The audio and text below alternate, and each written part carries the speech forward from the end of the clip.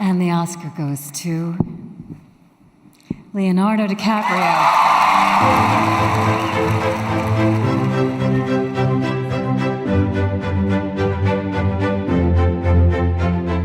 It's been said that Leonardo DiCaprio is the world's last remaining movie star. On the face of it, that may sound hyperbolic, as there are countless A-list actors who still do star in movies. But what's really being said is that DiCaprio is the only bankable movie star left, whose movies consistently generate over $100 million, no matter the subject matter. People will go to the theatre because if DiCaprio has decided this movie is worth his time, then the audience are willing to believe it might be worth theirs too. He started off as a teen heartthrob, and to this day his most iconic role, due to its box office intake, remains Jack from James Cameron's Titanic, which was made all the way back in 1997. That's 25 years ago. Some people watching this may not even have been born then. But over the years, DiCaprio became a reliable creative asset. He's never played a superhero or starred in a franchise. All of his movies are one-off standalones, which is a near impossible feat in Hollywood today. Everyone has their favorite Leo performance, and the question was never really if he would eventually win an Oscar, but when. He had been nominated for Best Actor 6 times, but it was in 2016, at the age of 42, that he would finally take home gold for his role as Hugh Glass in Alejandro Inarritu's The Revenant. Most people associate DiCaprio with a certain suaveness, often playing wealthy, well-dressed, charismatic characters, but this role would be a total departure from everything he had done before. The Revenant would be shot in grueling conditions, with minimal dialogue from the main character. But somehow, these restrictions didn't restrain him, they brought out the very best in him. So let's examine what made Leonardo DiCaprio's performance as Hugh Glass work so well. From what I can tell, there are 3 keys that make this performance exceptional: eye work, expressing emotional and physical agony, and breathing. Let's start with eye work. The Revenant is a technical achievement in and of itself, with some of the most ambitious cinematography ever captured on screen. A great performance isn't just about showcasing what you can do independently, but demonstrating how seamlessly you can blend into the director's vision. Moviegoers want to be immersed in the storytelling, not necessarily noticing one person desperately trying to stand out by doing something different. In this movie, Leo spends a lot of time on screen alone, so his co-star becomes the camera. And director Alejandro Inarritu wants that camera to be constantly active, tracking and panning left and right. So timing matters a lot here, the technicality of when to look where. He has to spin multiple plates at the same time, keeping his eyes locked on a target, conveying fear, while also moving seamlessly in tandem with the camera. And it's not just for action sequences. Inarritu keeps the camera moving for heavy emotional scenes too. Let's take this moment as an example. Glass has become too much of a burden due to the severity of his injuries, so the captain apologizes that they can't take him any further and will have to shoot him. So the only insight we have into what he's feeling is in his eyes.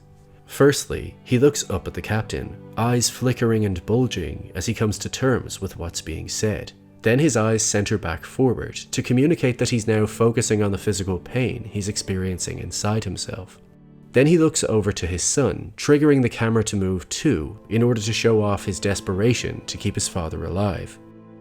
Then we go back to Glass. His eyes are closed, but just hearing his son plead causes his eyebrows to flicker, as if he's weeping internally. So even through the layers of physical pain, there's still a genuine emotional connection being communicated. And DiCaprio is tasked with doing this a lot throughout The Revenant, creating a feeling of connection with no words. When he finds his son's dead body, he wants to be close to him, so rests his head on his neck and just observes him, his eyes scanning up and down his son's face. Then as the camera gets closer and closer to him, we see his eyebrows trembling. So even if he's trying to be stoic and hold it together, we still see his heart breaking as his eyebrows are weeping on his behalf. He could just be openly crying, and that's how most actors would play it, but the context of the story is what determines the level of emotional outpouring. We know Glass is a fighter, a survivor, and under these extreme life and death conditions, it wouldn't be true to him to just openly weep. But strangely, we get just as much power from a single tear escaping his eyelid, or his eyes glistening with a thick layer of grief.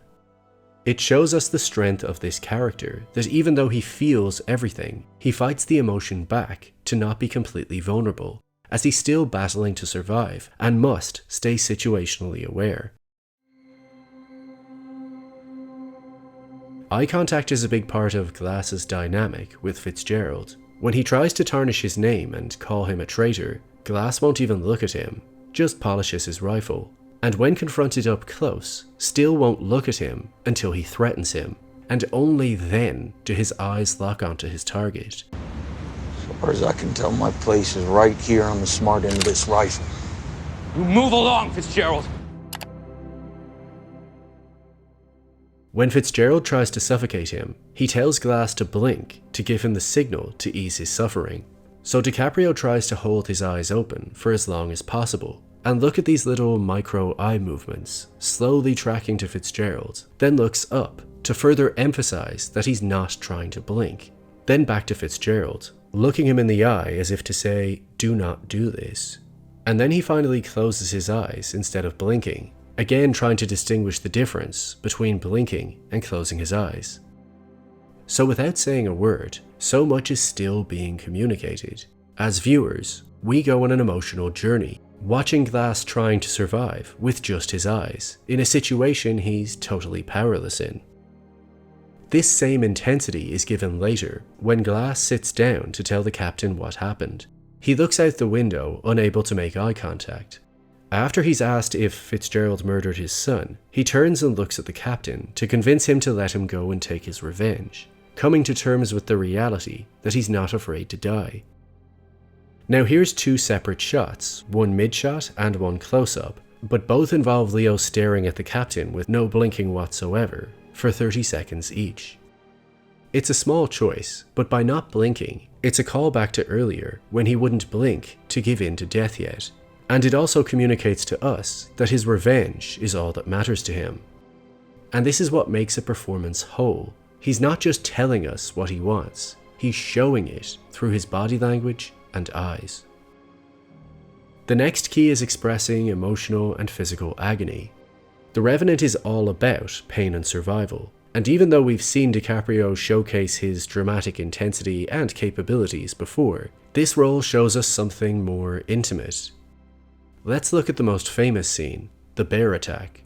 While this whole sequence feels uncompromisingly real, we must remember that it's actually just DiCaprio performing with a guy in a blue suit on top of him, which shows how willing he is to go all in and not let his surroundings distract from his performance. With every movement of the bear that Leo is merely imagining, he, along with the sound design team, make us feel the pain of every new wound, every bite, every claw burrowing into his flesh, every dislocated bone. And as you're about to hear and see, he holds nothing back.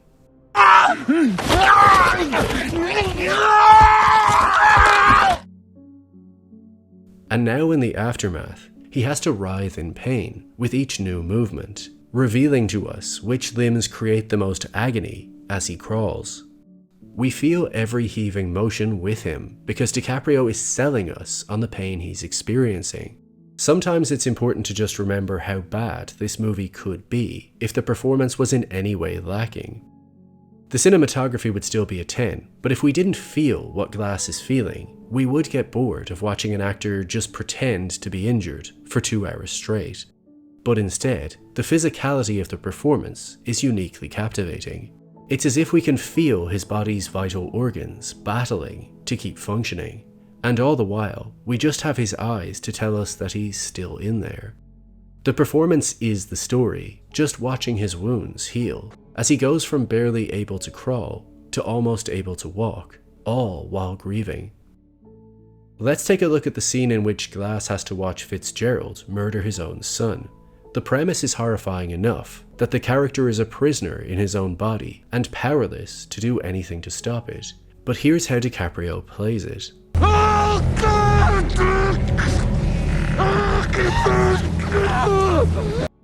He squeals in agony throughout. He's putting so much pressure in his face that his eyes are bulging, and this same piece of spit keeps shooting in and out of his mouth with each scream, which adds elements of disgust to the already horrifying scene.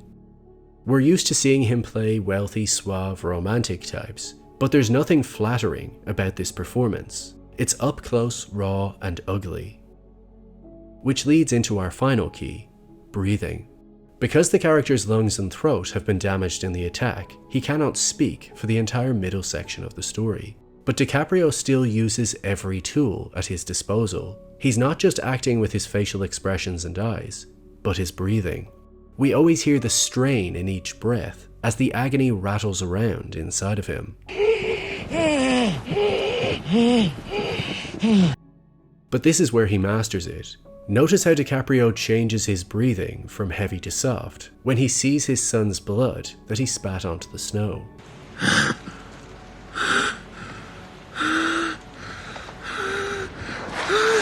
He cherishes it as it's the last thing left of him, and making contact with it seems to start the grieving process all over again. The squealing in his lungs gets higher pitched and softer, almost like listening to a dog cry.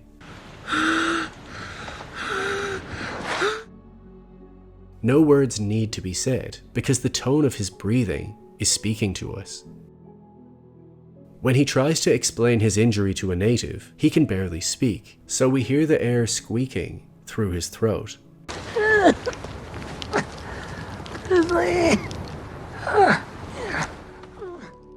These little details add so much to the texture of the film. As if he was just capable of speaking, his wounds would not be as serious, and he wouldn't feel as if he's in as much danger. But by making everything a struggle to survive, walking, eating, crawling, speaking, breathing, it enriches the performance by stripping away the superficialities. We now relate to the character because of what he's endured, and the basic humanity we share. Breathing is actually the first sound we hear as we fade in, and the last sound we hear as we fade out. So it's clear that director Alejandro Inarritu wants air and breathing to be our sign of life, and a key component and insight into the well-being of the character. As the story progresses, DiCaprio ensures that his breathing expressions slowly heal, that even though there's still some trouble breathing, it becomes clearer. So we go from complete wheezing to painful straining, to exhausted and cold, but clearer, to relatively healthy.